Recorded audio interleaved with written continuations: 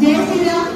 ఈరోజు హనుమాన్ జయంతి కదండి. ఆ సందర్భంగా ఆ భద్రతి రామయ్య తలంబ్రాలు కూడా కొంతమందికి ఇవ్వమనైతే తిరుపతి రామదత్తనే పంపించడం జరిగింది. భూపాలపేట జిల్లా చెల్పూరు.